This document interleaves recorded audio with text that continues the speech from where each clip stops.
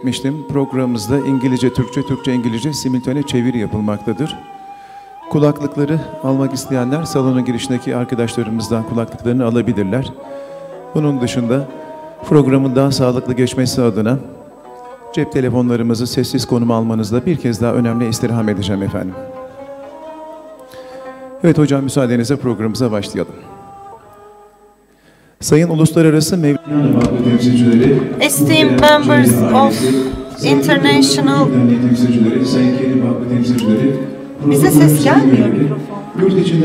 Esteemed members of the International Mawlana Foundation representative, esteemed members of TURKKAD, Turkish Women Cultural Association, welcome to our Prophet Love in Hazreti Mawlana International Symposium organized within the framework of Shab-i Arus anniversary. I have one little favor to ask from you. This is a symposium realized by endless efforts of so many people day and night, and I would like to ask for a round of applause for all of those people who made it possible, starting with our dear Cemâlnur Sargut. Our Prophet Muhammad is being commemorated here because of the wonderful coincidence of Shab-i Arus and the Mawlid Kandil. So we will have an extensive program, and this program is organized by Turkish Republic Konya Governancy, International Rumi Foundation, TURKKAD, and International Rumi Foundation. All of those have participated. So we would like to thank to all of our valuable contributors, starting with the Directorate of Culture and Tourism, along with TURKKAD, Nefes Yayıncılık, and Radio 7. This program will end with the symposium and will continue with Daedri's concert. DOST Service to Islam award ceremony will also be realized in here and will be honored by Minister of Culture for the 13th DOST Award ceremony. The Karbala martyrs, the Independence War martyrs, and 15th of July martyrs, and all those people we lost at 10th of December. And I would like to now invite everyone to honor 1 minute of silence in respect to our martyrs, followed by the national anthem.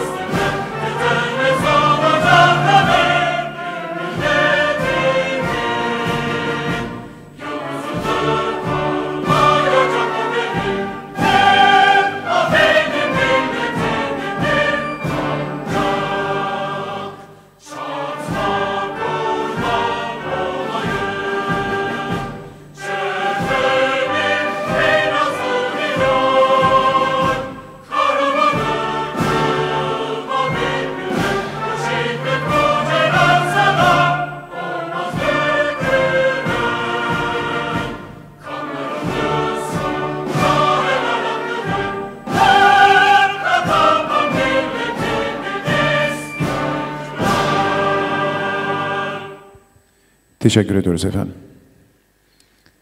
Thank you very much.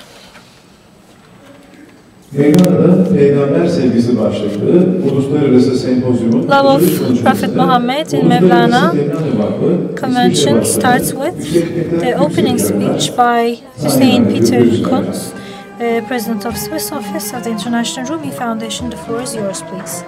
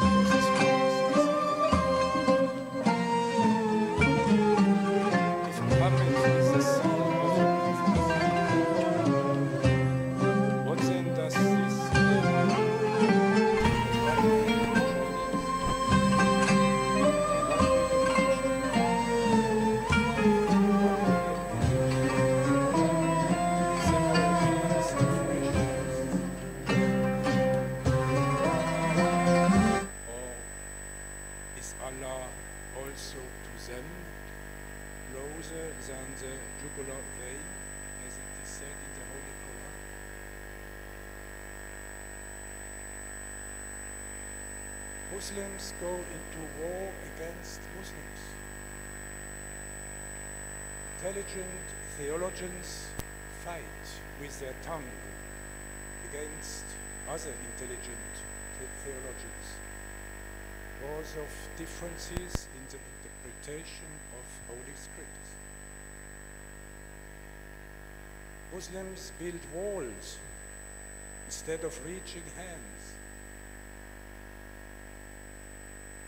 What does all this mean for today's Islam?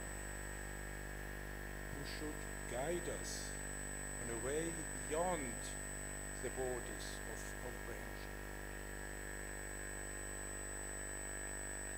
These are questions, my dear friends. These are questions to which I have to be able to answer in a comprehensive way when I wish to convince Europeans about the universality of Islam.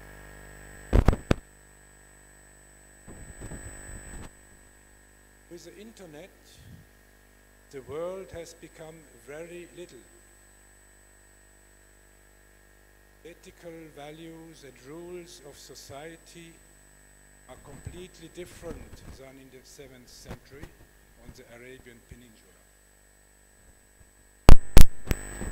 Today, slavery is rejected as unethical. Today, it is not tolerated anymore to have the man ruling over woman. I have to consider this if I want to convince Europeans about the universality of Islam.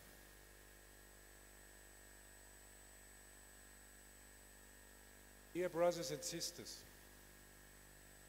Time is relative. Time is bound to gravitation, and it changes according to the condition of matter. Time disappears if we get close to the divine. Saints such as Hazrat Mawlana knew this very well. By reducing Islam to its historical context, we rob it the universality.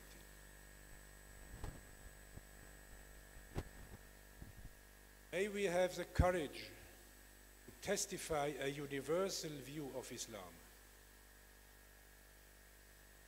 Allah is not only close to Muslims. Let us stop to reduce Allah to the limited comprehension of the medieval theologians. Let us recognize the light of Muhammad also in the Christian, the Buddhist, the Hindu, and the rationalist. Let us reach hands, be it with Muslims, Christians, Buddhists, Hindus, or rationalists. Let us be amazed in gratitude. Let us look into the heart of each other. Let us, together with the non-Muslims, bow in front of the incomprehensible, cryptic, ultimate that we Muslims call Allah. Dear brothers and sisters, I'm a thankful guest here in Konya. Therefore, I wish to close my short entry speech with a verse of my peer. It's to be found in the first book of the Mesnevi. Quote, "You are an idol worshipper when you remain in bondage to forms. Leave the idol's form and look at the reality. If you are a man for the pilgrimage, seek a pilgrim as your companion, whether he be a Hindu or a Turk or an Arab. Do not look to his figure and color. Look at his purpose and intention. If he is black, yet he is in accord with you, call him white, for spiritually his complexion is the same as yours." Amen. Sorry.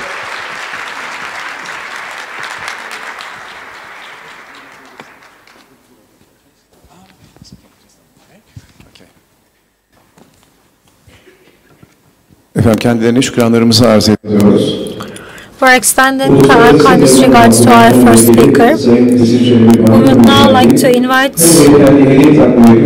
to the podium Ms. Esin Bayru from the International Rumi Foundation to extend a token of appreciation to our speaker, Mr. Hüseyin Cunz. Can we please have you on the podium, please?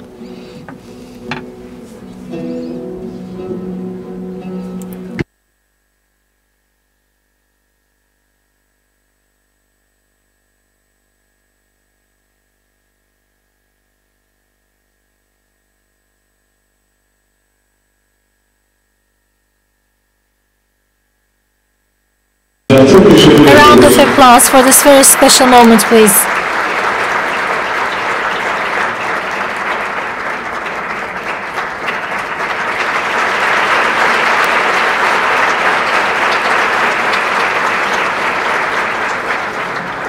Çok teşekkür ediyoruz. Duygu ve düşüncelerini aktaracaklar. Thank you very much. We'll now have a speech by Ms. Esin Çelebi Bayru.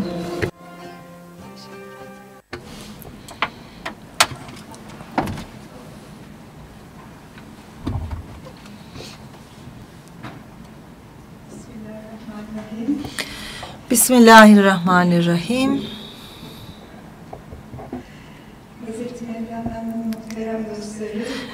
Honorable friends of Hazreti Mevlana, I welcome you all.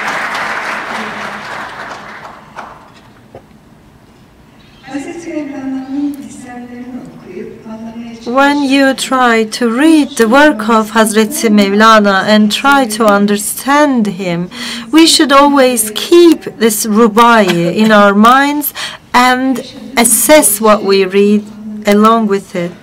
I am the support of Quran as long as I live. I am the dust of the path of Muhammad, the chosen one. Whoever transfers anything, any word from me that is not of his, I am complaining from the person and complaining from the words.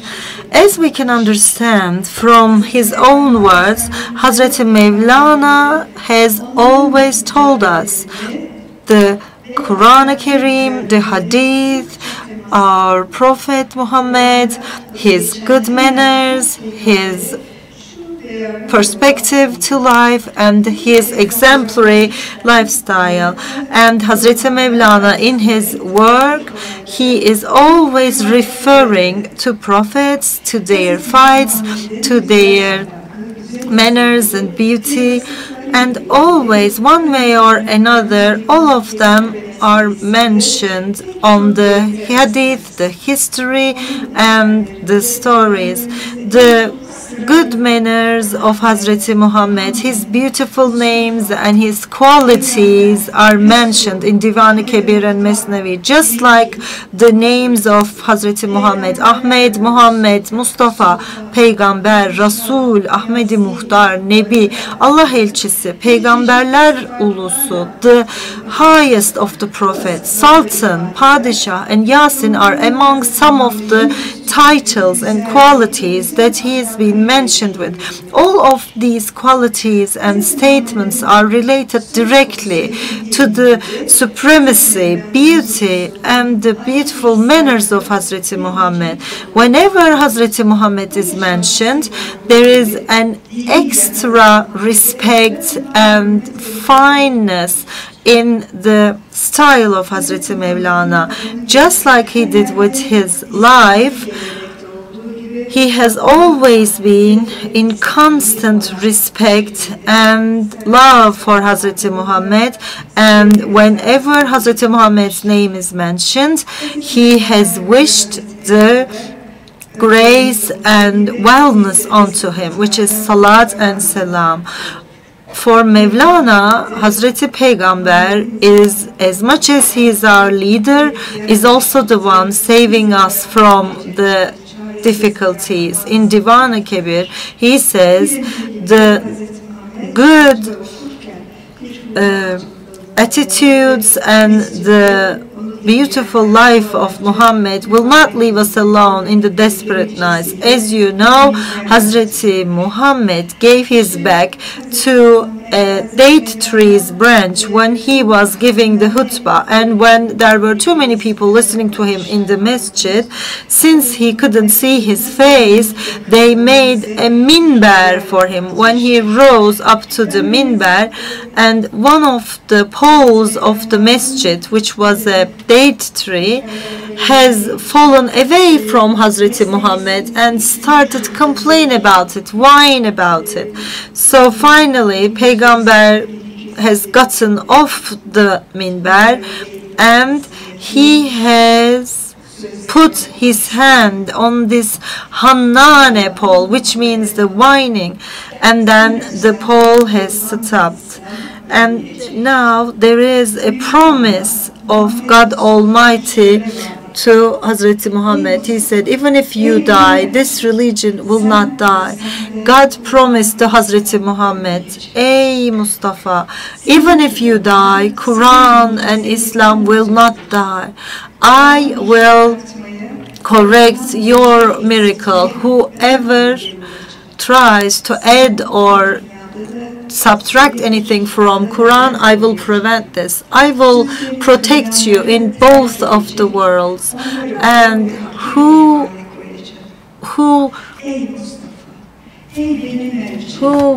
breaks your word, I will take them away. Nobody is entitled to add or subtract one letter to Quran. You shouldn't look for a better protector than I. I will increase your honor and your reputation day by day. I will have your name on gold and silver. I will have masjids and minbars and mihrabs built for you. Hey Mustafa, I will give you so much love and grace. I will curse the ones that you curse, and I will love the ones you love. You, Mustafa, my envoy, I will fill the horizons with minarets. I will blind both eyes, those who rebel you, and your people will find the wellness, and your religion will cover the world from the earth to the skies. You, Mustafa, my envoy, as much as you might seem to be sleeping in a grave, your light will reach the skies. Eyvallah.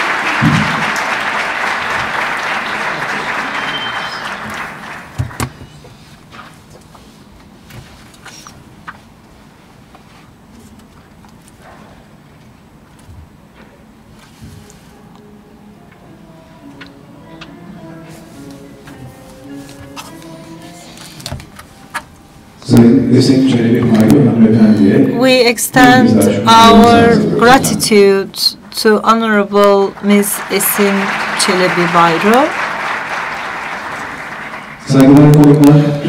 Esteemed guests, on behalf of TURKKAD and Kirim Foundation, Honorable Ms. Cemâlnur Sargut, TURKKAD President of Istanbul office, will give his speech.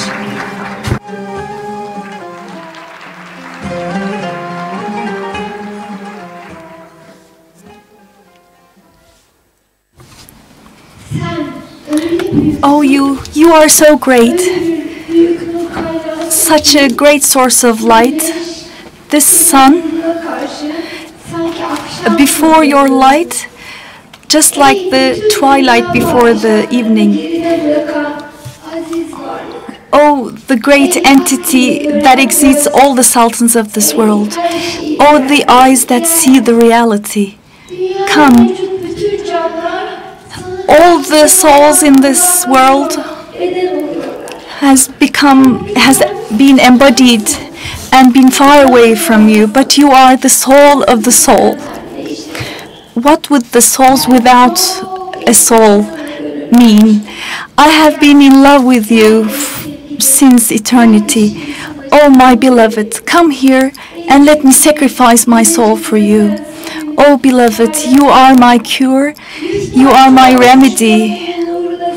The light of my illuminated heart that has been divided into thousands of pieces.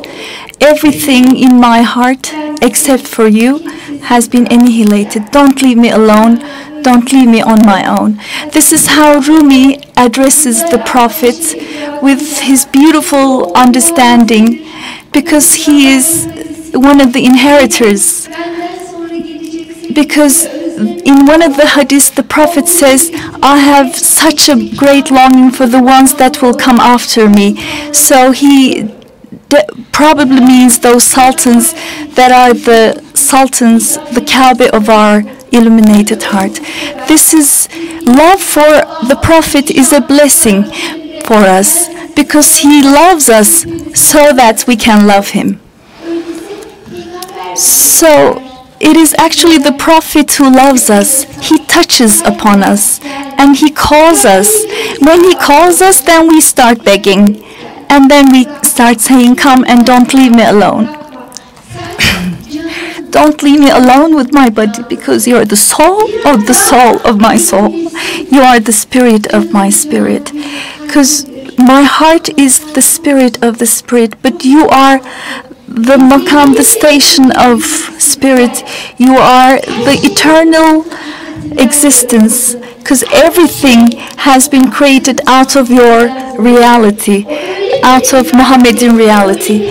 The Prophet is such a great understanding that he got manifest himself in the station of servanthood. He was Ahmed, he is Ahmed, but he carries the features of the human in flesh.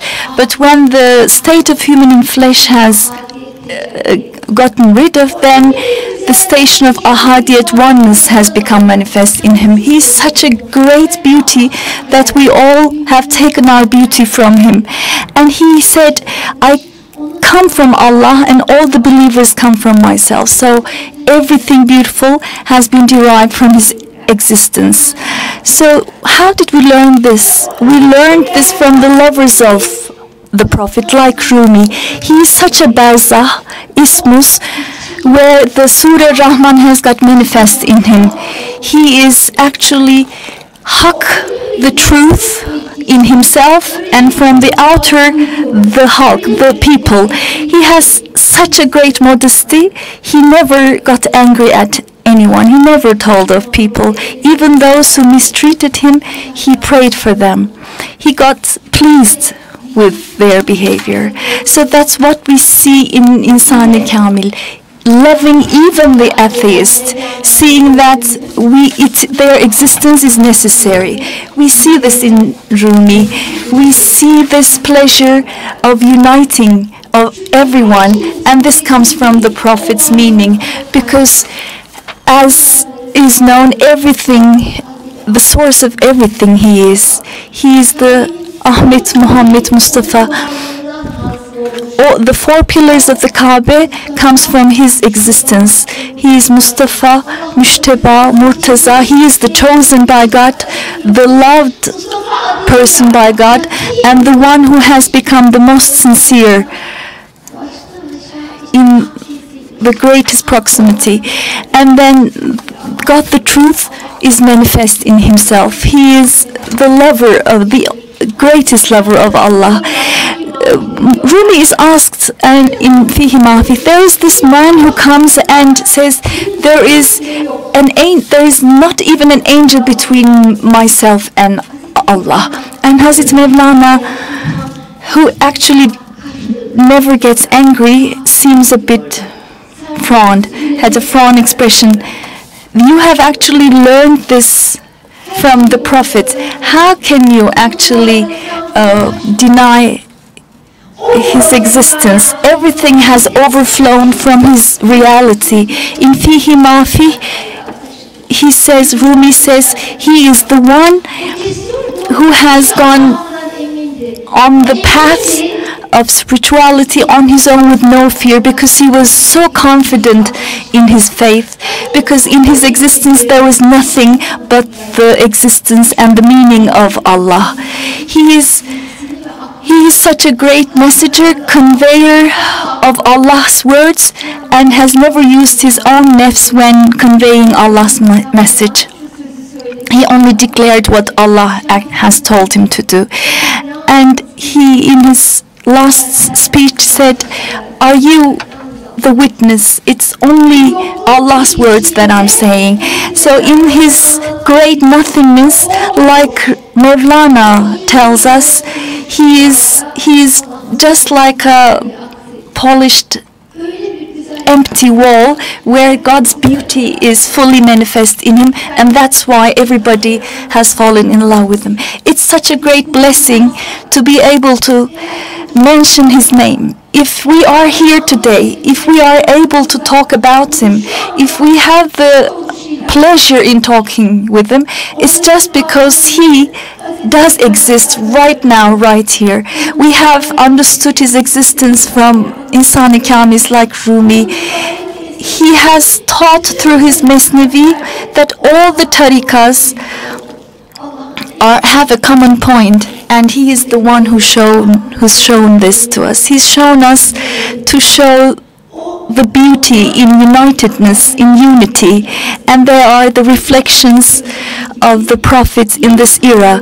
As he himself once said, if there are 1,000 candles with different shapes, and if you get your light from the first candle only, then this light still belongs to the Prophet, Hazreti Muhammad.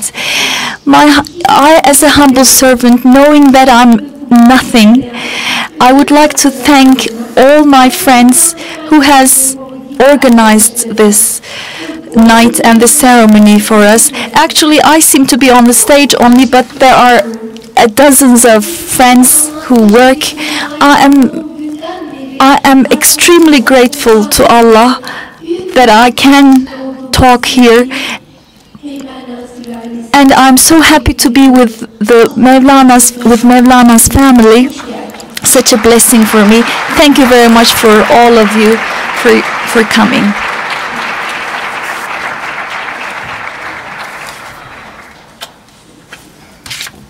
Sayın Cemâlnur Sargut hocama her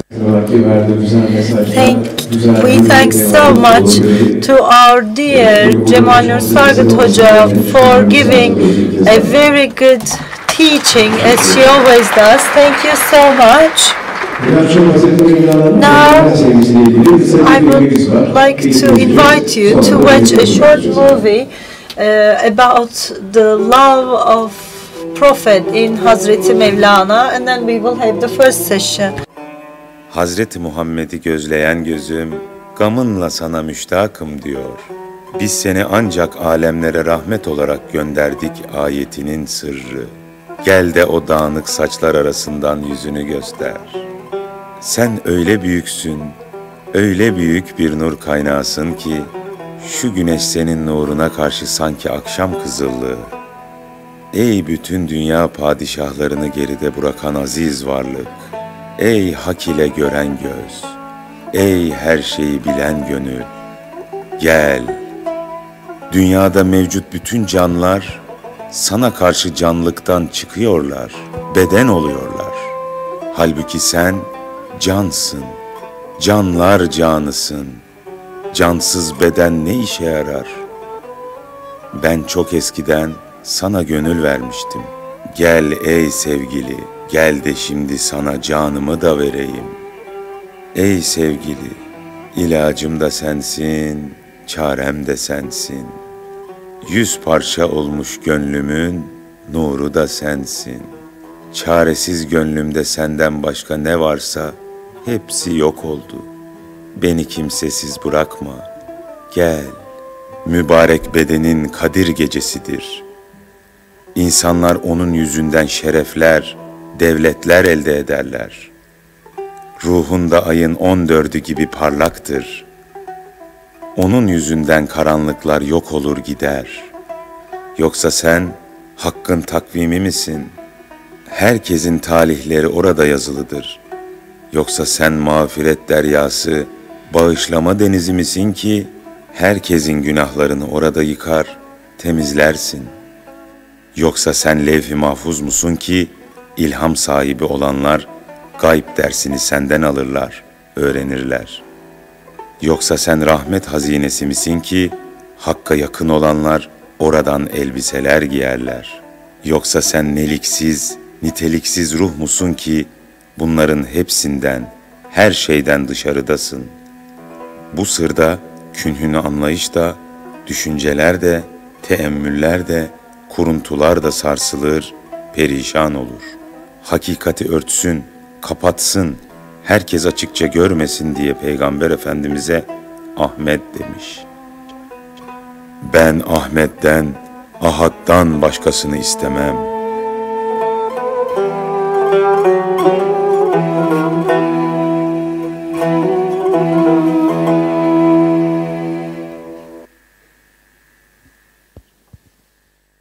Evet, teşekkür ediyoruz efendim. We thank you. Now I would like to start the first session of our symposium. The panelists shall be Professor Dr. Osman Nuri Küçük, Professor Dr. Omid Safi, and his presentation will be presented by Ms. Asuman Kulaksız, and the last member of our session is Mr. Kabir Helmiski.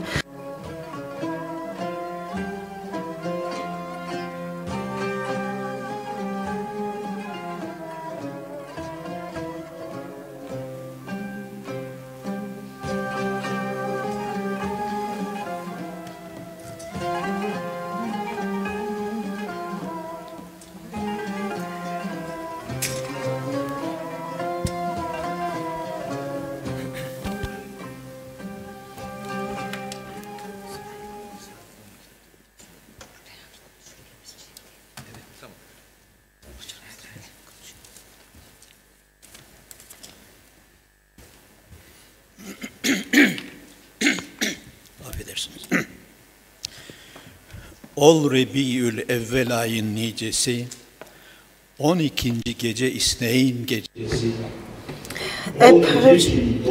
An old Ottoman verse is being recited here. 14.5 centuries ago, on such a Rabi'ul Evvel month's 12th day, on a Monday, has our Prophet honored this universe, who is the owner of all the secrets, who is sent as a grace to both worlds, and also let it be evolved to your life. So he is our Prophet, the Holy One. We had been celebrating the birth of Hazreti Muhammad as Mawlid Kandili, and TURKKAD Istanbul branch has been organizing a night of the Prophet and presenting DOST Service to Islam awards. And the days that we are experiencing now also coincide with the days of Shab-i Arus. Today is the 15th day of Rabi'ul Evvel, which tells us that Shab-i Arus and Mawlid Kandili coincided. And that beautiful tevafuk, serendipity, synchronicity brings us the organization of DOST Award ceremony to Konya. And there has also a symposium. There has been also a symposium organized under the title of Prophet Love in Hazreti Mawlana, who happens to be the person saying, I am the dust of the path of Hazreti Muhammad. And he suggests us to sacrifice our intellect and ration for the sake of Mustafa. And he calls out to Mustafa to navigate us in the sea of light.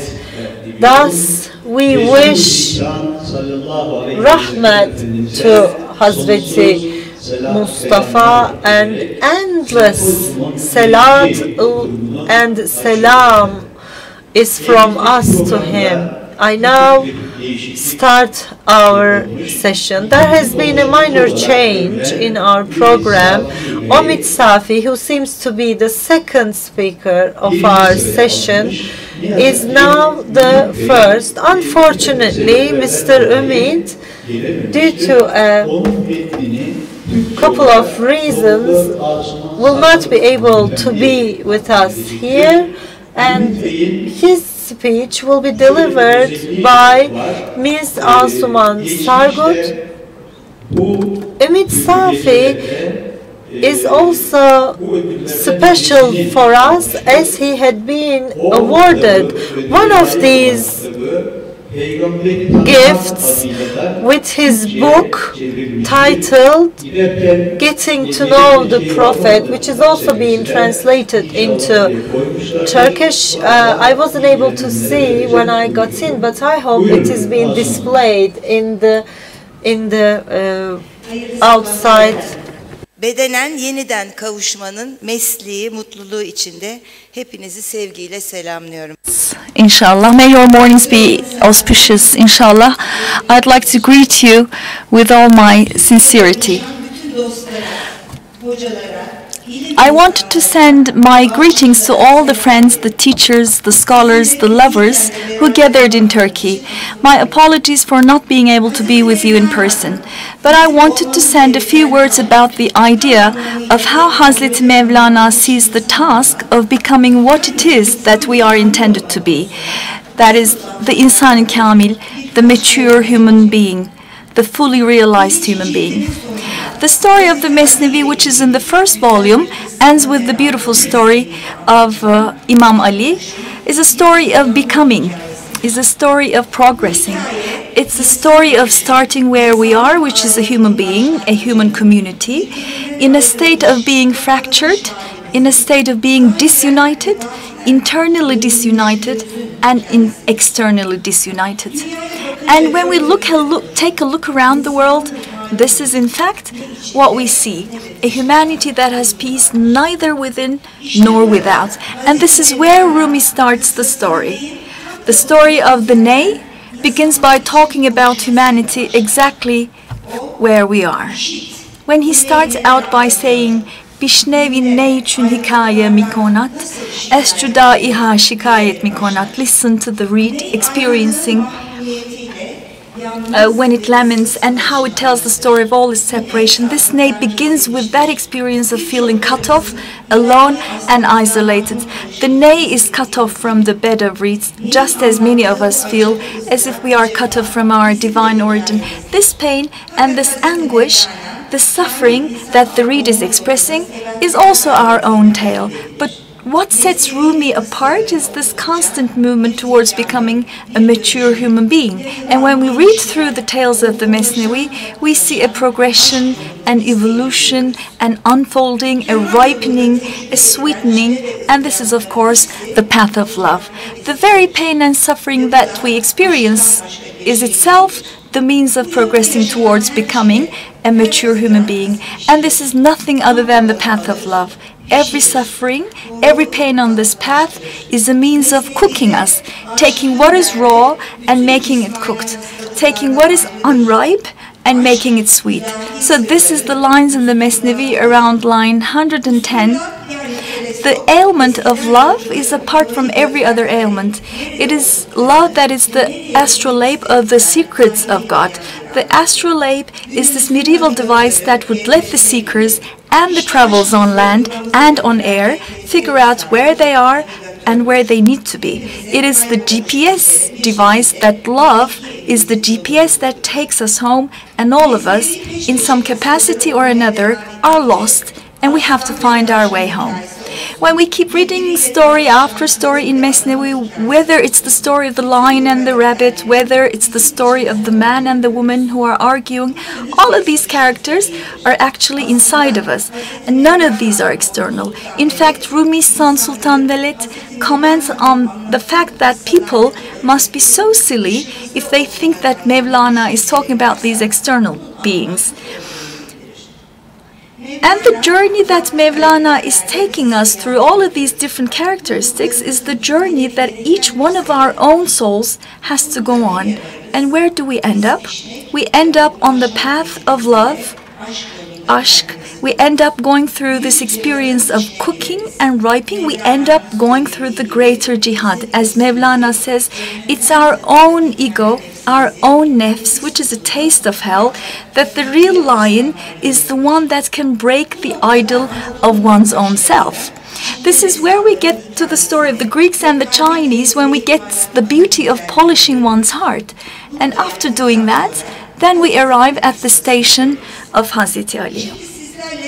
And now I want to spend the bulk of this conversation look at the last story that we have in the first book of the Mesnevi. It is the story which has a historical kernel, and Rumi takes it and puts it in his own fabulous form. And it's the story of the enemy who spits on the face of Hazreti Ali.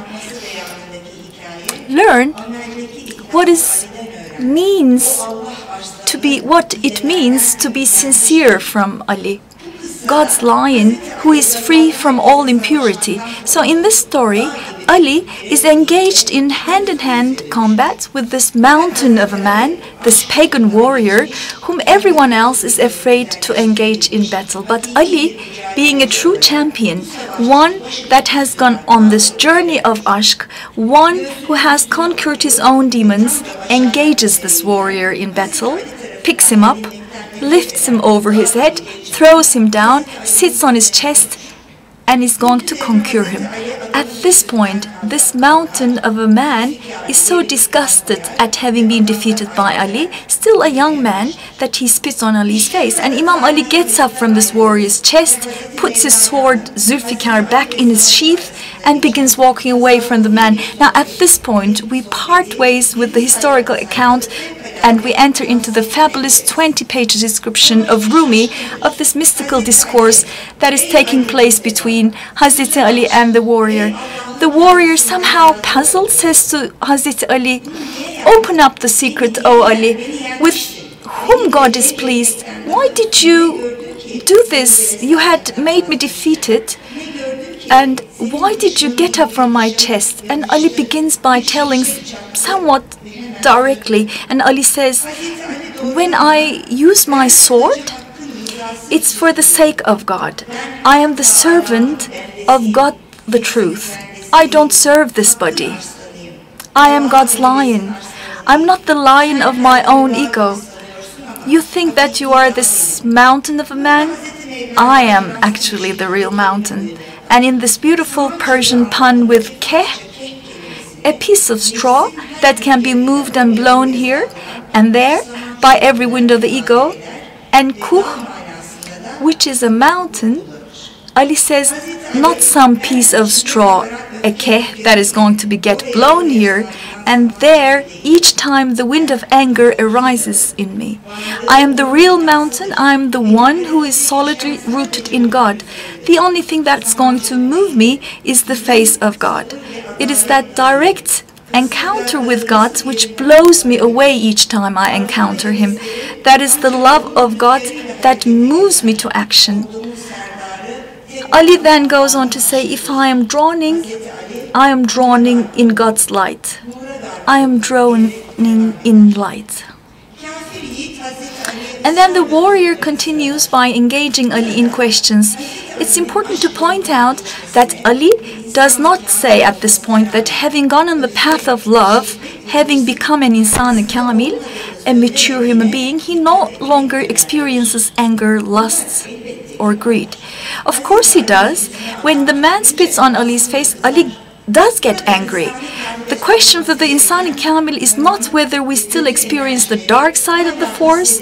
The real question here is whether these dark emotions, lower aspects of the nafs, which are always there, whether they will move us to action or not. So that's the real question.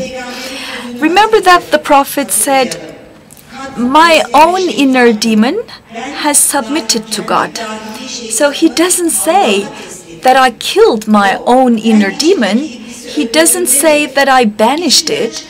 He says it submitted to Allah. So it's still there, but it submits to Allah. Quite literally, it became a Muslim. So to be and to become a mature human being, an insan kamil, means that one is still going to be capable of anger, of wrath, of lust, of greed, but you observe it, you spot it, and you do not act on it. So you recognize that we act. It's going to be, we act because we are drowning in the ocean of God's light. That if we act, it is the love of God. Ishq ahad, the love of the one that is going to move us, to inspire us. And I want to end this little conversation with a reminder of the ethical importance that this particular story has for us today. The conversation between Hazreti Ali and this vanquished warrior, the issue of what it means to be an insan kamil, a perfect, a mature human being, is not simply, as it were, a matter of mystical advancement. It is only simply about one's spiritual progression and evolution. It also has an extraordinary ethical, social, moral consequence for us as a human community. And this message is perhaps all the more needed today in this age where there is so little peace within and so little peace without. Towards the end of this particular story, after Hazrat Ali says, yeah, the reason I didn't kill you is because I got angry and I'm not going to act based on my anger. And the vanquished warrior keeps pushing and he says, okay, come on, but I know there has to be more. I know there's something else going on here. And at this point, Ali turns to the warrior and he says, all right, there is something else too, and it is this. He says, rage can't enslave me, said Ali. I am free. There is nothing here except for God's attributes. Come and see. Enter. Come in the original Persian, endera comes inside. Now, if you read the last stories of the Mesnevi, you see that this word endera, come in, come inside, is one of Mevlana's favorite refrains. He comes back to it again and again, and because it's an echo of the Quranic line where God says to the faithful, Utkulu, come in, Utkulu fi abadi, come in, O my servants, and you have entered my paradise, right? This is what God says to the nefs-i mutmainne, to the soul at peace, when we have gone above the beyond the soul that is always commanding us to evil and the blaming self, and we arrive at being the nefs-i mutmainne, the peaceful, tranquil soul. And Mevlana reads that verse of the Quran the way that so many Sufis have done. Yes, it's God saying to God's beloved devotees, servants, come in my servants and enter my supreme pleasure. But there is a second way of reading that the same verse, Utkuli fil abadi, enter into my servants, be embraced by the heart of my loving servant, and you have entered my paradise. In other words, for many mystics, God's paradise is not a place, it's not a zip code, it's not a neighborhood, it's not a physical place. The supreme pleasure of paradise is whenever the murshid, the teacher, the guide, the insani kamil, the mature human being embraces us and takes us inside themselves. Cenab-ı Hak müminlere utkulu gelin, utkulu fi ibadi, kullarım gelin, siz cennetime girdiniz diyerek seslenir. Nefs-i mutmainneye Allah öyle söyler. Huzurdaki ruha bunu söyler. Hep kötülükleri emreden nefsin ve kendimizi suçlamanın ötesine ve üstüne çıkabildiğimizde mutmainne, huzurlu, sakin nefis haline vardığımızda bunu söyler. Hz. Mevlana bu Kur'an ayetini pek çok Sufilerin okuduğu gibi okur. Evet, bu Allah'ın kendisine hayran sevgililerine, kullarına, gelin benim kullarım ve benim yüce memnuniyetim olan cennetime girin diye seslenişidir. Fakat bu aynı ayeti bir başka okuyuş daha vardır. Utkulu fi ibadi, benim kullarımın içine girin. Benim sevgilim olan kulumun kalbi sizi kucaklasın ve işte cennetime girdiniz. So, enter into my servants, be embraced by the heart of my loving servant, and you have entered my paradise. In other words, for many mystics, God's paradise is not a place, it's not a zip code, it's not a neighborhood, it's not a physical place. The supreme pleasure of paradise is whenever the murshid, the teacher, the guide, the insani kamil, the mature human being embraces us and takes us inside themselves. In this story, Imam Ali is inviting the one whom he has conquered to come into the paradise that is Ali's own heart. He says to him, Endera, come in, come inside. Now you fled danger that you have known. You're like a jewel that was once a stone. Used to be a stone, you've gone through this process of alchemy, and now you are a precious stone, now you are a jewel. Ali is inviting the person that used to be his enemy to enter into the pleasure of being with God, into the paradise that is found inside the hearts of humanity. So what is it that Ali says to him at this point? And I think this is the ethical point for us to reflect on today. You are me, and I am you, oh my respected friend. Since you have been Ali all along, since you are Ali, how can this Ali himself kill you, Ali? How can one Ali kill another Ali? I am you, you are I, Ali. How can I cause Ali to die? This is that beautiful line of Mawlana. You and I have to live as if you and I never heard of you and I. Think about what's going on here. When the story begins, all of us are in a state of being fractured, feeling cut off, alone, isolated, cut off from the ones we love, cut off from the homeland that we love, and feeling abandoned by God. So we go on this journey of love, we suffer, we experience pain. We go on the greater jihad, which is the jihad against our own selfish desires. We polish our heart so that it reflects the light of Allah so brightly. We approach the station of becoming a complete and mature human being. And then, when we're confronted, we act only for the sake of God. Even if we have to fight, we fight only for the sake of God. When we act only out of ishq ahad, the love of the one. And if we drawn only in light. And the very people, the very qualities, the very communities that once we identified as the enemy, as the other, we invite them to our paradise. And even more so, we see in their vulnerability ourselves. And we look at them through the glance of mercy, come to see them as us. And there is no more line between us and them. You and I, and there is only the one. To live in the states where we stop dividing humanity into this political group and that political group, this sect and this nation and that nation, men and women, blacks and whites, rich and poor.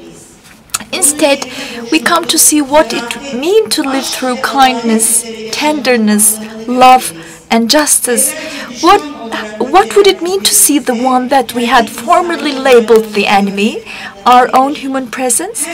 What would it mean to see each and every person as a creation of God? The one into whom God has also breathed something of divine spirit. So this is partially what it means to be and become a mature human being. It's rising above the level of duality and looking at all the creation, at all the humanity from one point, from the point of view of unity, of Tawhid. Because God is unity. It's not God that has to be made one. God is already one. And it's we, the human beings, that have to be made a whole inside, and we as a human community that have to achieve this level of unity. This is at least one level, one layer of what Mawlana is talking about by the story of Hazrat Ali, the story of becoming a fully realized, mature and complete human being, inshallah. Come inside. I've opened the door for you. We still have to walk in. Thank God for all the teachers and guides and murshids, stories and teachings that open the door for us. Alhamdulillah for all these beings, past and present, that take us inside their own heart. And may we have the joy and the pleasure of walking inside and approaching the station. And what it means to become a mature human being, something we've always been and something that we have to become. May God bless you. Amin. Ve onun metnini okuyan Doktor Osman. Dr. Asuman Kulaksız, thank you very much for sharing us the presentation of Professor Dr. Omid Safi. The starting point for me is like the struggle in the human's nature to get rid of all the negativities, all our aggression. That's the focal point for us. Human actually also possess a soul, so we can have space to go forward, and that's desirable. That's the desirable way forward. And soul is at the heart and center of this. Jihad al-Ekber is how it's described. Our struggle with our nafs is described like that. So this example is quite a striking one, in the sense that in a very challenging period, in a very competitive period, when he had the chance to terminate the life of his competitor, he chose to forego. And it's not easy for us to do this. It's not easy for everyone to do this. Our struggle for a person with his nafs, for us to get over this struggle, of course, can be quite challenging. To the extent that we can do this, we can achieve this, then we can get on to a higher level. In the historical sources, we see that there are scenes like this, and Hazreti Mevlana has added on with his own comprehension on top of all these scenes, and he's done it in a great way, because in Mesnevi this is one of the most striking, most vivid stories. Now our next speaker is Professor Dr. Osman Nuri Küçük. I would like to introduce him shortly.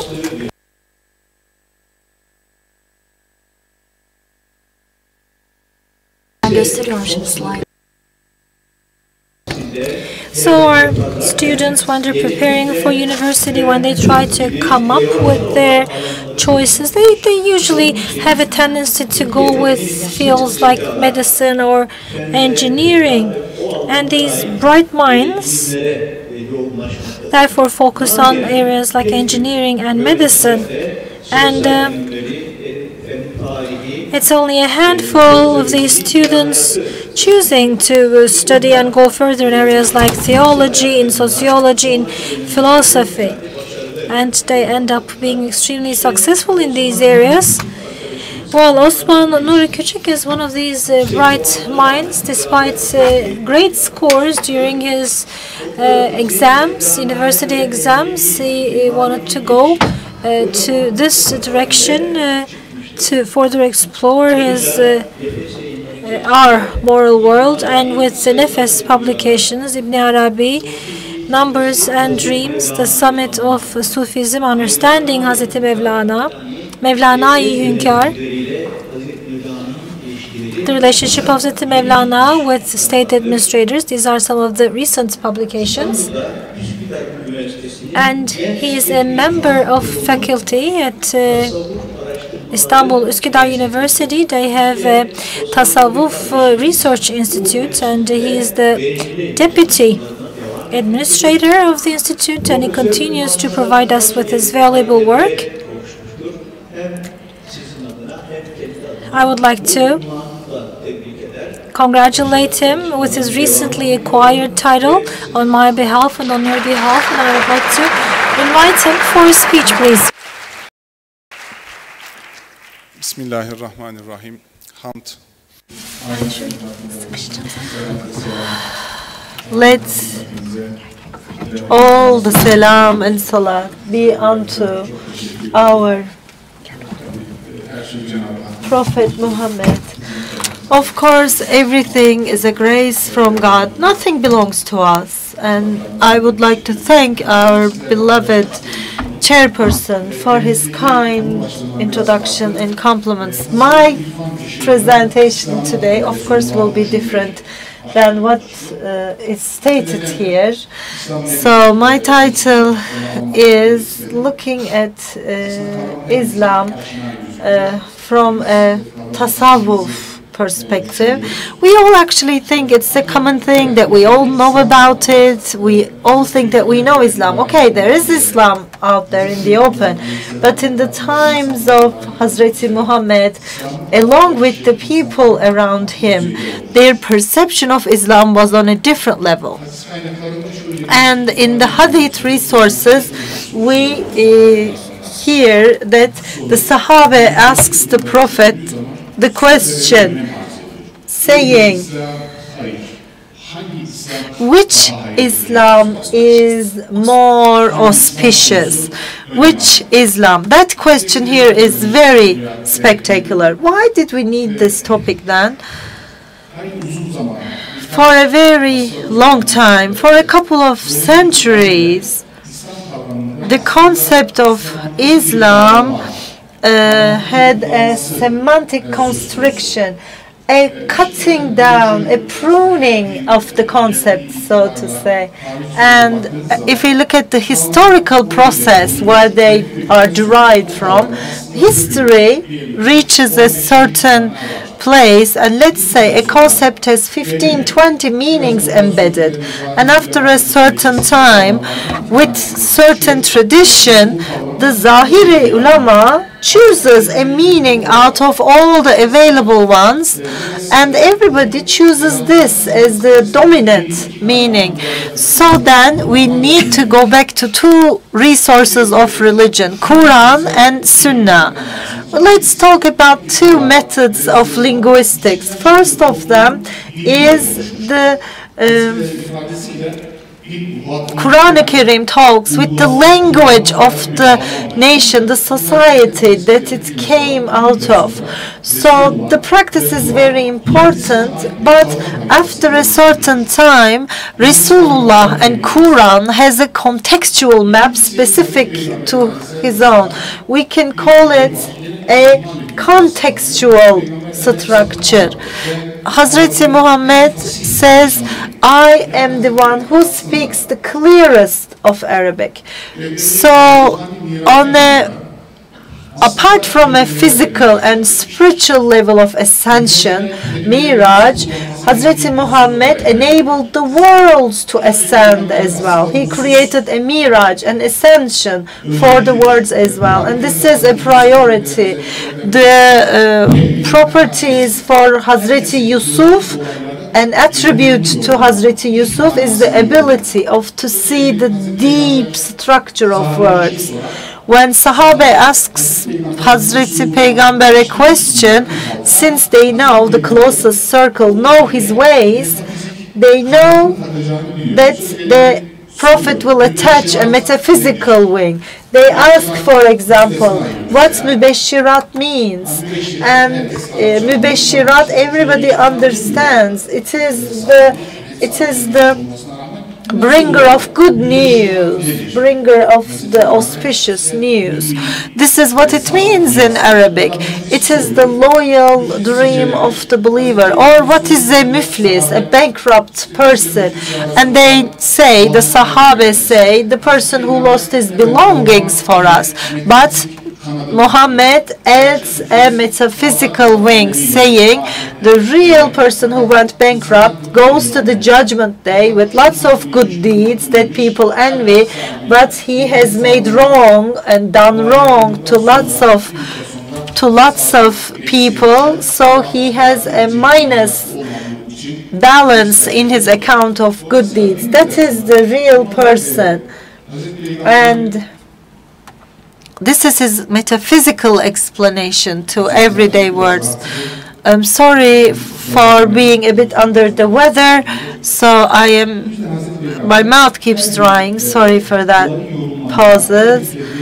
So in interpreting every word, every sentence, Hazrat Muhammad embeds it with a metaphysical background. For Hazreti Isa, Jesus, or Hazreti Musa, Moses, there is a story referred to both of them that they see a dead body of a dog, and Jesus asks people, what do you think about this? He shows a material thing. Since we live on a material level, the prophets take you from that material level and take the concept to its celestial level of meaning and attach it to a higher level of meaning. Everybody can look at a dog, dead body of a dog, and see the cruelness of the world and the other ugly things, but what he wants here is that people will interpret and give meaning to life, and he is trying to facilitate that for people around him.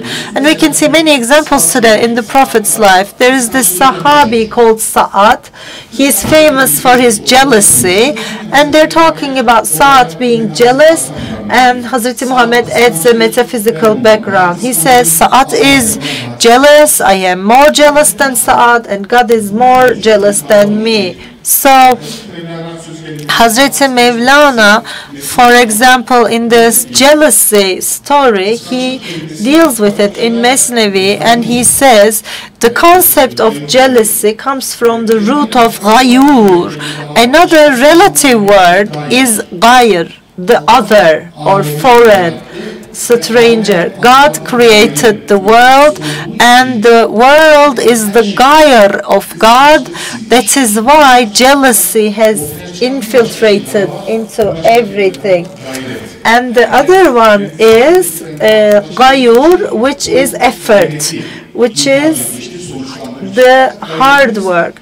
So we use ghayret, the effort or hard-working quality, gets lost in this worldly life. Ibn Arabi approaches the concept from a different angle, and he talks about ghusl, abdest, that it is a farz in Islam, that it's a must. When a person is in sexual intercourse with the spouse under nikah, then it is actually a manifestation of God, a reflection of God. And for a short period of time, you actually happen to forget God. So to come closer again to God, you need to go to water, which is the closest manifestation of God in the physical world. So you get close to water so that you can revert back to your essence and remember your core. When we talk about Quran and Rasulullah, we cannot separate them, decouple them. Ibn Arabi calls them the twins, the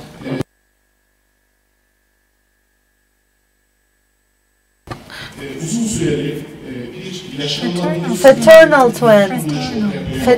twins, and they cannot be separated. And Quran shapes on the line of Muhammad. So Quran reaffirms Hazreti Peygamber, and Hazreti Peygamber, if it's not understood, then you can actually give any meaning to Quran. And with the contraction, I have chosen 3 references as from the religious resources for the semantic contraction. One of them is the Maide surah that I will share with you, and I have completed. Maide says, "This day have I perfected your religion for you, completed my favor upon you, and have chosen for you Islam as your religion." The compiler of the gatherer of the words have given me, and the linguists or translators translate this as I have been given the talent of eloquent language. In 1571, Islam started, the revelations came at 610, and 633 he passed away. This is what people think Islam is. Let's now dwell on that issue for a while. What Islam actually is, what really Islam is not something that we could ever say. We can only learn it from Rasulullah, who taught us. So by Rasulullah and told and delivered Islam, how do we perceive it and how should we perceive it? How should we understand it? So when we look at ayat kafirun, your religion unto you and my religion unto me, this ayat-i-kerime tells us that the religion for human beings is intrinsic, a priori, and congenital. So it is known in the Haybin Yeksan novel, which tells us that no matter nothing is, even if nothing is taught to humans, it's intrinsically present, and you start questioning in cogito ergo sum of Descartes, saying, I think, therefore I exist. This is the idea of God, actually, that brings out that idea. If I can think about the existence of God, then I must be existing, he says. So this is an investment. This faith, this thing inside you, is a thing that you wish to invest in something. So Cenab-ı Hak gives us a clear hint, which is actually Islam, for us to invest it correctly. And in Quran, it is said to us that on God's level, undoubtedly, the religion is Islam. So this is atemporal, beyond time and place. It's ubiquitous and omnipresent. When we take it to our level, though, from that aboveness, we tend to understand it as past, present, and future. In material terms, it is liquid, fluid, gas, or solid. So Islam being on the celestial level, on a godly level, actually means that it is beyond time and place. It is atemporal. And another ayat says, I have completed your religion. This completion here in Arabic is ikmal, which actually notes to a continuation, a process, a time frame. So why do we start this process? There are a couple of references that I have from Quran as well. Hazrat Ibrahim advises his children, saying, "Oh my children,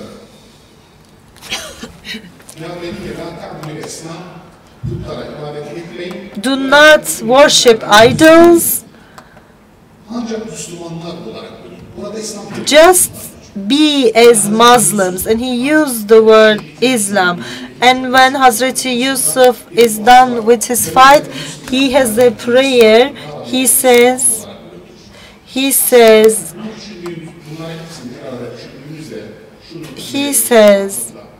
"You Lord, take thou my soul at death as one submitting to thy will." And every prophet in their time, sociological and civilizational level, is taken into account. The way that the religions are sent, the expansion is designated on their level. And there is a saying in Quran from Prophet, among the prophets, I am not a sui generis one. I am the completer of a chain, a circle. So me and the previous prophet's situation is as such. Somebody built a house and everybody admires it, and only one brick is missing. That brick is I. I am the Hatemun Nebihinim. The word Hatem here means stamp, seal stamp. As you know, the Padishahs previously used to have their seal stamps on their rings. Hatem also means ring for that reason. So when their work is finished, they put their seal stamp, the ring, on that decree. And since it is circular, Inna illah ve inna ilayhil raji'un, we came from God and we will be returned back to God. And we will now, God Almighty has completed this circle with all the words in the language. So it has been sealed and stamped. And let's talk about the word kelimat, the second reference. Utitu jawami al-kelim. I am sharing the originals with you because it might be translated. Even if you studied Arabic 50, 60 years, if you don't know the Sufi irfan, hadn't shown us that light, shed light onto this. I have been given the gift of eloquent language. This meaning that the kelim is the plural of kelam, the word. Normally, that word should be pluralized as kelamat, but here it is used as al-kelim. This is jebnu sekker sakim. It's an irregular pattern, which is one is a regular pattern that everybody can make them plural. The other one is the irregular. That is, you have to do it by hearsay, not by rules or regulations. This al-kelim seems to be chosen specifically by Hazrat Muhammad because each of us happen to be a word.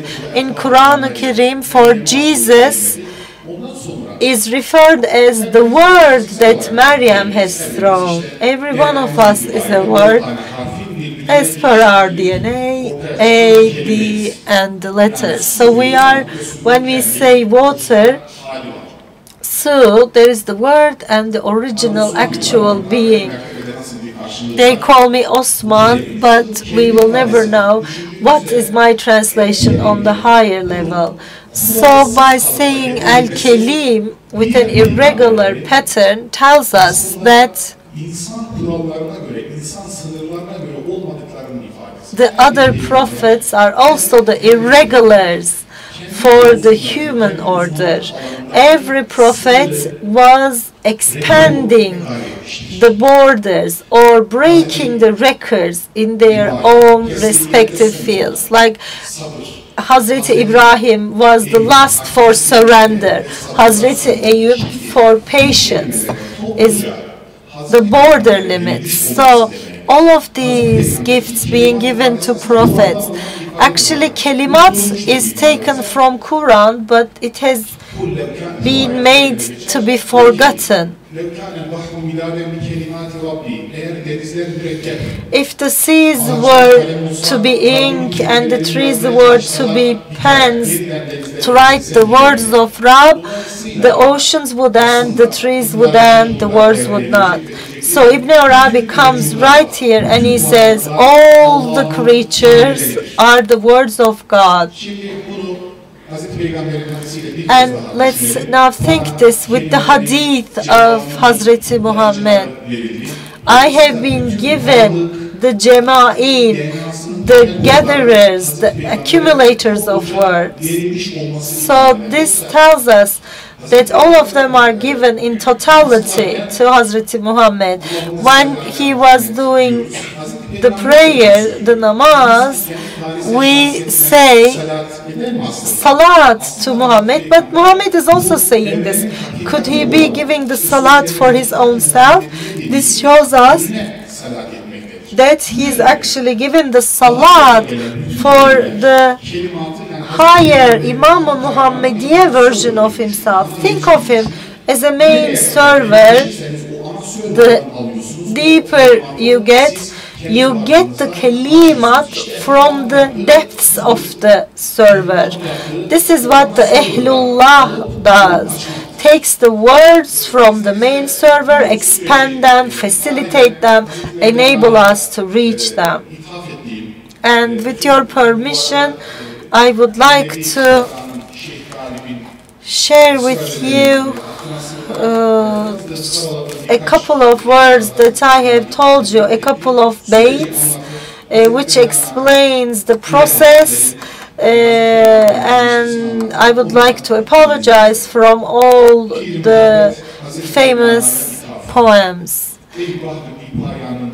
This is a very intricate, complicated poem in Persian, Ottoman, Turkish mixture, which your unfortunate interpreter is unable to interpret for the time being, to not damage the meaning and eloquence of the language.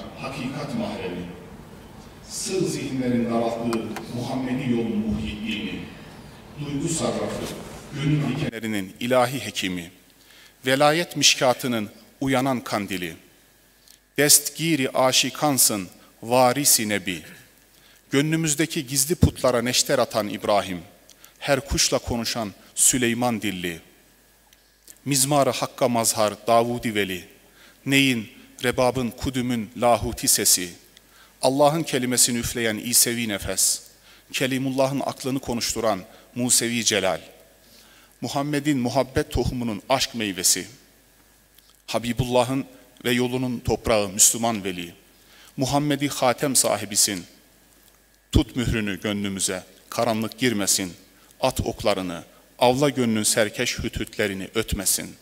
Doğru bir anlayışın hasretinden ölen engin idrak, idrakinin nuru ile ilahi gönlümüzü aydınlat. Saygılarımla.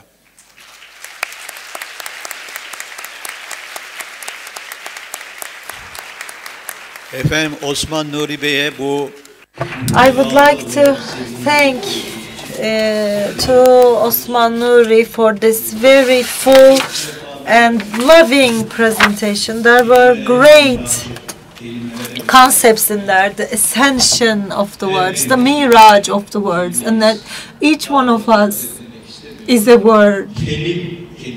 The word Kelim had been such a broader horizon for us now with this explanation.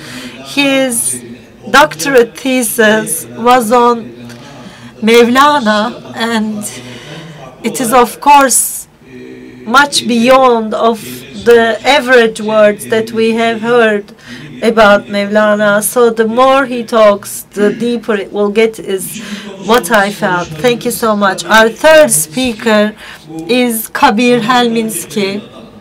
He is a man of the heart from the States. He had a master's degree on psychology, and starting with Hazreti Mevlana, he has translated certain works of tasawwuf into English. You know that the translations of Mevlana's work are among the top sellers, and he certainly plays a major role in that happening. That is why Selçuklu University has awarded him with an honorary doctorate of literature title. He has 2 books translated into Turkish. One of them is Mevlana philosophy, and the second one is the knowing heart. This is an important thing. The heart knowing must be a very special concept. Now I would like to give the word to him. The podium is yours, sir. Nur hocamız, Esin Çelebi, and dear, beloved, hardworking friends of TURKKAD, and brothers and sisters who are here. Misafirleri. The title of my talk, there it is, the title of my talk is the Prophet Muhammad's Sunnat of Marifah. And I want to thank you in advance for your patience, and I ask your forgiveness for any mistakes or limitations in my thoughts and words. Bismillahirrahmanirrahim. Have you ever asked yourself the question, What would my life be like if I never knew Muhammad, peace be upon him, or Mawlana? What kind of character would you strive for? What values would you hold precious? What would the quality of your relationships be? And most of all, what would be your relationship to Allah Almighty? From Book 2 of the Mesnavi. How many idols did Muhammad break in the world that the communities might cry, Ya Rab? Had it not been for the efforts of Ahmad, you also, like your ancestors, would be worshipping idols. This head of yours has been delivered from bowing to idols in order that you may acknowledge his rightful claim upon the communities. If you speak thanks for this deliverance, that he may also deliver you from the idol within. We perceive and know and understand the Prophet Muhammad, peace be upon him, only as much as we are able, only as much as the divine has illuminated our hearts. From Book 1 of the Mesnavi. Abu Jahl saw Muhammad and said, "He's an ugly guy that was born from the sons of Hashim." Ahmed said to him, "You are right. You have spoken truth, although you are rude." The Siddiq, Abu Bakr, saw him and said, "O son, you are neither of east nor of west. Shine beautifully." Ahmed said, "You too have spoken the truth, dear friend. O you that has escaped from the world of nothingness." And those that were present said, "O king, why did you call both of them truth-tellers when they contradicted each other?" He replied, "I am a mirror polished by the divine hand. Turkoman and Indian behold in me that which exists in themselves." An ignorant and hateful person will give one description of him based on their darkness and prejudices. Good-hearted people will admire or even fall in love with him. A few may experience some degree of the transformation that Muhammad calls us to. A human being must be spiritually prepared to be able to see and know Muhammad as he would want to be seen and known. But few of us know him as he deserves to be known, especially those of us who have merely inherited him. From Book 1 of the Mesnavi. You avoid giving thanks for your religion. You don't praise Allah for creating you a Muslim. You don't know the value of the religion that Hazrati Muhammad brought to you because you didn't expend any effort for it. You received your religion from your father as an inheritance. Spiritual perception. To truly know the Prophet requires that we be cleansed of our egoistic desires and prejudices, including self-righteousness, fanaticism, tribalism. To truly know the Prophet is to increase in the qualities of spiritual perception. From Book 4 of the Mesnavi. To the Prophet, this world is plunged in glorification of God, while to many it looks inanimate. To his eye, this world is filled with abundant love. To the eye of others, it is inert and lifeless. To his eye, valley and hill are in fluid motion. He hears subtle discourses from.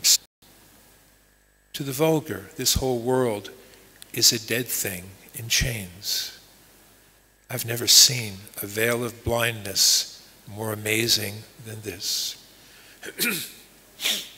Spiritual knowledge and perception is not the result of a process of human thought, as much as it is a gift given by the divine after we have been purified ourselves to receive the gift.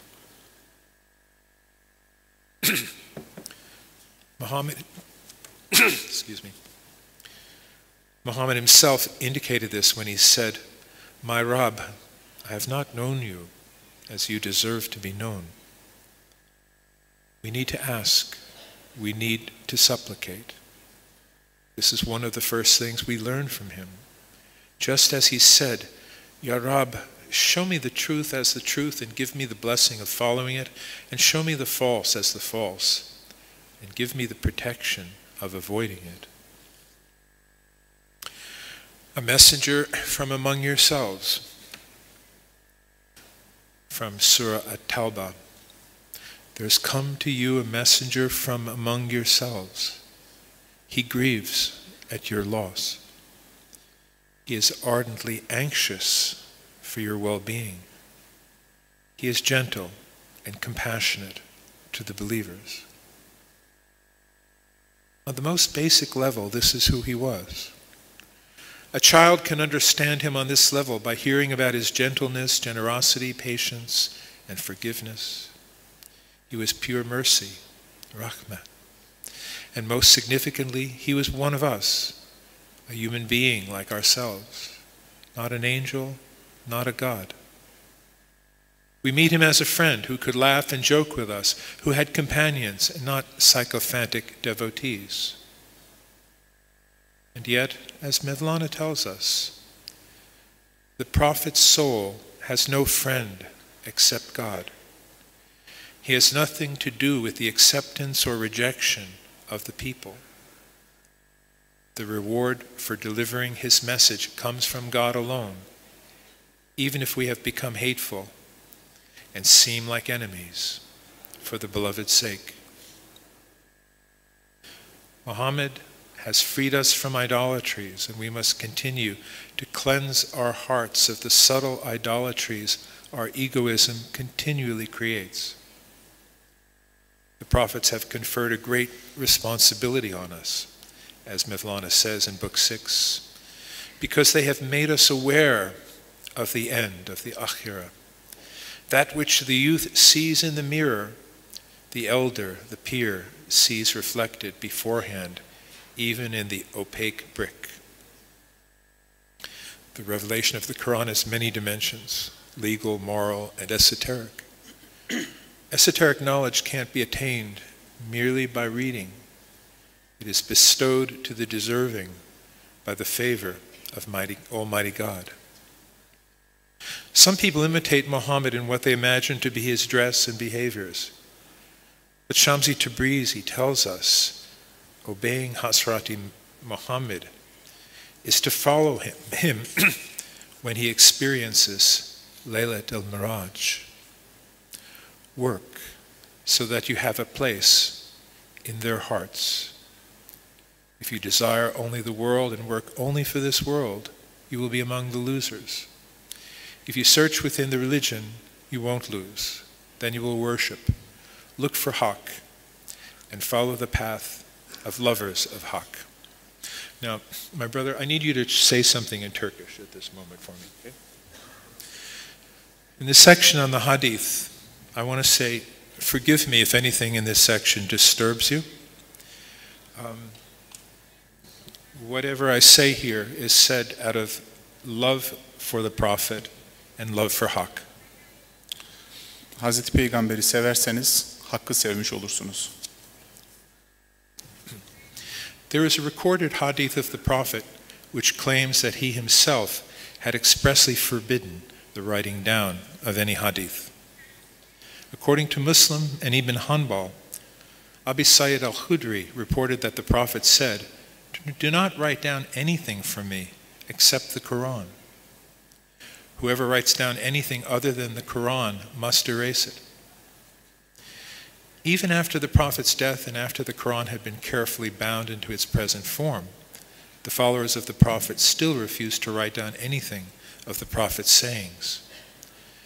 This is evidenced from another hadith of Ibn Hanbal. Zayd ibn Thabit, the Prophet's personal aide and scribe, was visiting the house of Muawiyah and was narrating to the Caliph a story about the Prophet. The Caliph, who became much impressed with this story, immediately asked his scribe to record the story. Zayd then cautioned the caliph, "The Holy Prophet has forbidden us from writing down anything from his hadith."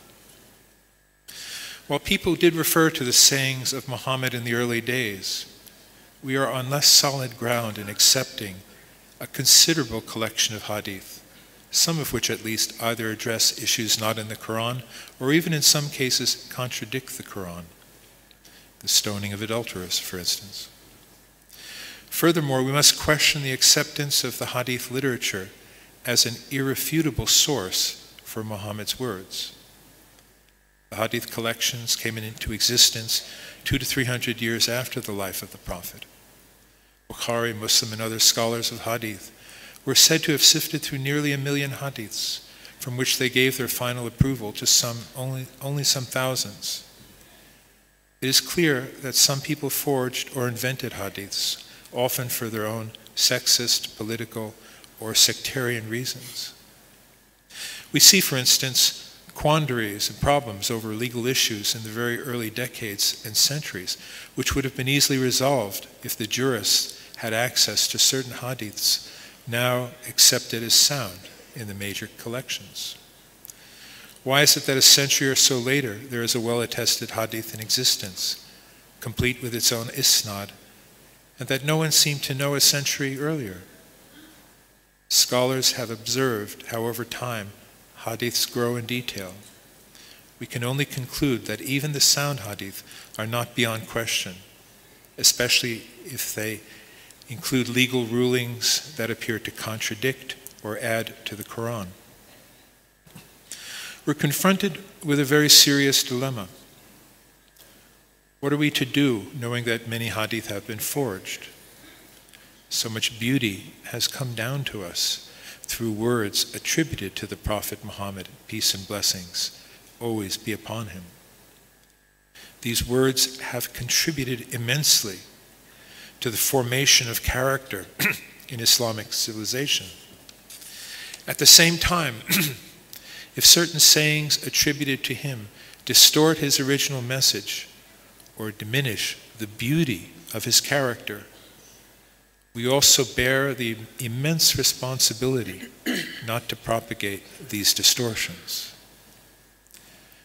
A safe approach to the hadith would be to accept and appreciate those hadith that are inspiring to our hearts and elevating to our moral standards, while being cautious about those that trouble our conscience or those few hadith that add legal precedents not in the Quran. There is a greater danger in acting upon a hadith that troubles one's conscience than in setting it aside until it can be confirmed by the heart and mind. In the end, what we inherit from the Prophet Muhammad are not these written collections of sayings, but a spiritual transmission, a light that we find in the true heirs of the Prophet, who embody this light with their modesty, refined manners, flexible disposition, courage, nobility, and tender compassion. From Book 1 of the Mesnavi, Mustafa said, "Happy he that has seen me, and he that looks at him that saw my face. When a lamp has derived its light from a candle, everyone that sees it certainly sees the candle. If transmission occurs in this way till 100 lamps are lit, the seeing of the last lamp becomes a meeting with the original light. Either take with your soul from the most recent light, there is no difference, or from the candelabrum. Either behold the light of God from the lamp of the last saints, or behold his light from the candle of those who have gone before." In the Mesnavi, Mawlana tells the story of a deceitful preacher among the early Christians who outwardly preached the gospel, yet hid in these teachings all kinds of deceits and distortions. He uses this as an example to remind us that the Prophet warned his followers of the possible corruption of his original teachings that would be done in the future. From Book 1, Outwardly, he was a preacher of religious laws, but inwardly, he was the whistle and snare of the fowler. On this account, some companions begged of the Prophet that he would acquaint them, show to them the deceitfulness of the ghoul-like nafs, saying, "What of hidden selfish interest does it mingle in acts of worship and in pure spiritual devotion?" They were not seeking from him excellence of piety. They were not inquiring where lay the outward defect. Hair by hair, speck by speck, they were recognizing the deceitfulness of the nafs as plainly as the difference of the rose from parsley. Even the hair splitters of the companions used to become distraught in spirit at the Prophet's admonition to them. The name of Ahmad gives such help as this, so that one may judge how his light keeps guard over his followers. He taught us to be scrupulous to receive the divine breaths. The Prophet said, "In these days the breathings of God prevail. Keep ear and mind attentive to these influences. Receive these breathings." The divine breath came, beheld you, and departed. It gave life to whom it would, and departed. Another breathing has arrived. Be heedful, be awake, that you may not miss this one too, O friend. Mawlana tells us that even a morsel of food consumed at the wrong time can prevent us from receiving the divine breathings. He says that we are like camels intent on eating thorns, while we unconsciously carry a bale of roses on our backs. This great teacher of spiritual perception in the tradition of Muhammad tells us that just the perfume of these roses is enough to transform our souls, if only we are aware. One day, Aisha said to the Prophet, "O Messenger of Allah, openly and secretly you perform a prayer in whatever place you find. Unclean and low are running about in the house. Although you know that any dirty child pollutes every place he enters."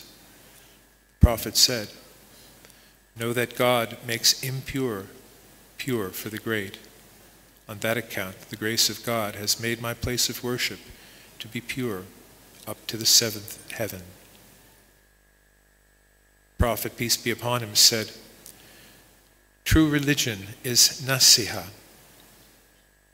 We said, "To whom?" He, peace be upon him, said, "To Allah, His book, His messenger, and to the leaders of the Muslims and their common folk." The Gnostic as witness. This orphan placed all his hope in something hidden from the people around him, unknown to his society. In the dark night of this world, where the sun of reality is hidden behind the clouds of human ignorance, Muhammad's eyes were focused on the divine. His single-minded search for reality awakened a response from that reality, and the angel of revelation descended upon him and taught him to perceive all the levels of consciousness, all the stations a human being must pass through to reach nearness to reality. Finally, because his eye did not swerve and his tongue did not lie, God named him Ash-Shahid, the witness.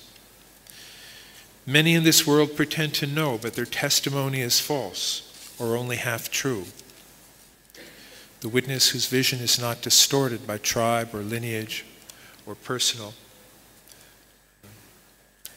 desire can be trusted with the message of truth. The messenger brings a teaching of how to untie the knots that bind us to what is false, trivial, and destructive. I'm going to jump ahead a little bit because our time is running out. I want to tell you about an Afghan woman that I met who was raised in Europe, whom I met at a retreat in India, and she had formed some negative ideas about the Prophet Muhammad. She could not understand, for instance, how a true prophet could engage in battles. sensing that she was alienated from the legacy of her own tradition, I encouraged her to visit Konya, beginning with the turbe of Shams of Tabriz. As I watched her emerge from a period of meditation in the presence of Shams, I could see that her eyes were red with weeping.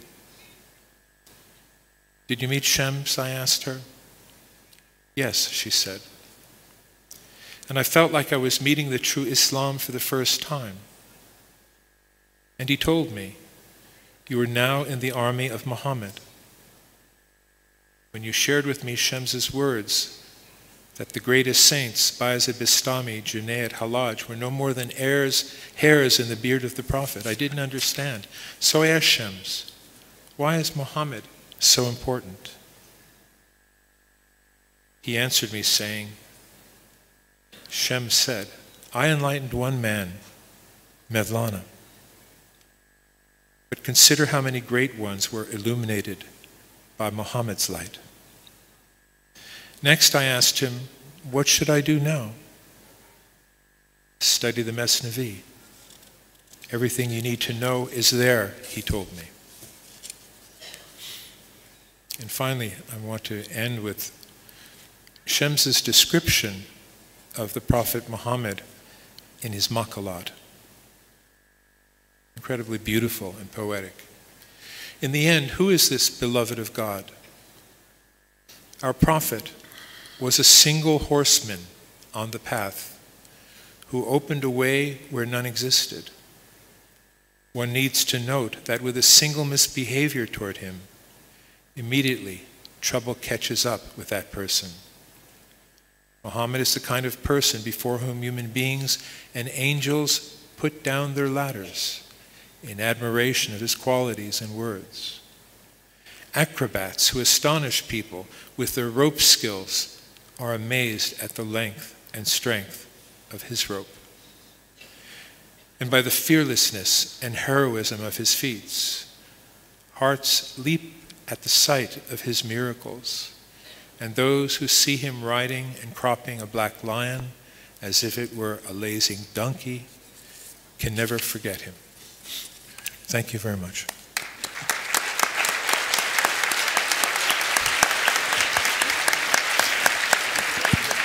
Efendim Kabir Helminski Bey'e teşekkür. We are so thankful to Mr. Kabir Helminski.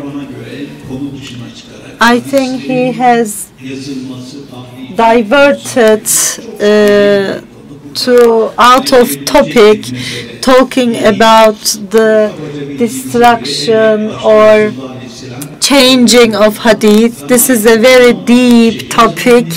Yes, Hazreti Muhammad said, "Don't write anything from me other than Quran," but later it is allowed to write the hadith, and the scholars of the hadith, muhaddis, had been very careful to write the hadith, and the books of hadith have been created, the majmu'at. Of course, it is open to discussion.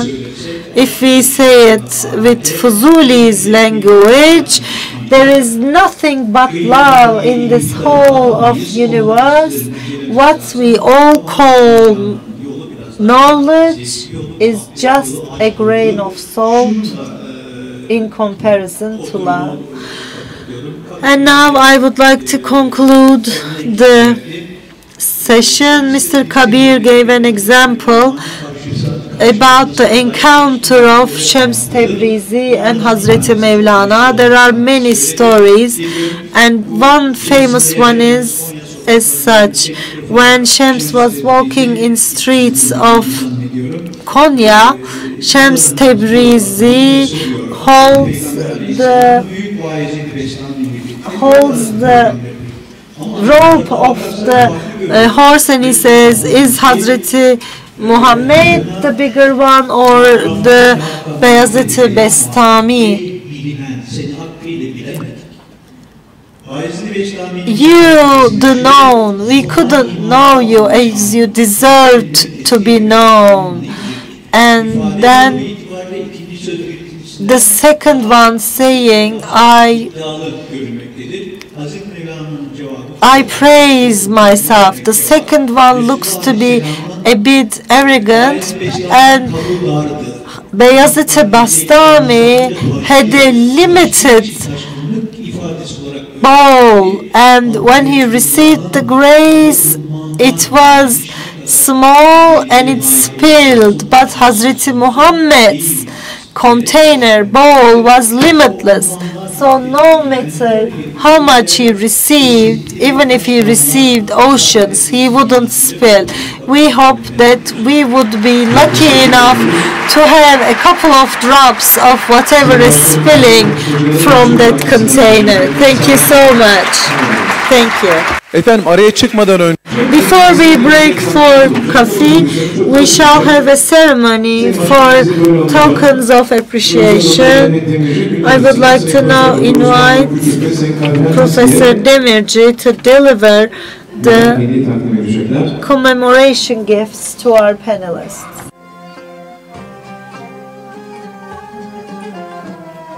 ağzınıza, yüreğinize sağlık. Çok teşekkür ediyoruz efendim. Thank you so much.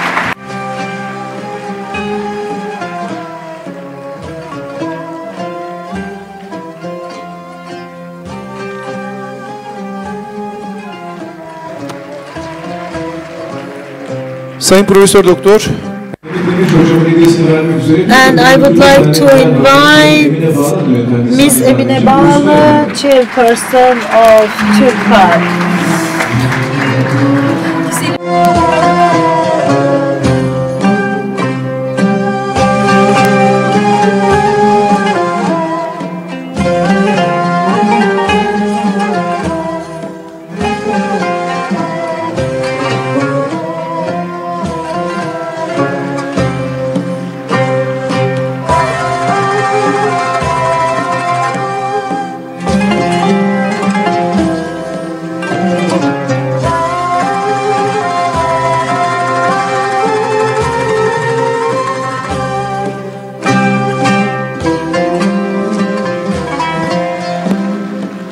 çok teşekkür ediyoruz. 10 dakika. Thank you so much. We have a 10-minute break for coffee and tea, and I'll see you in the second session. Thank you.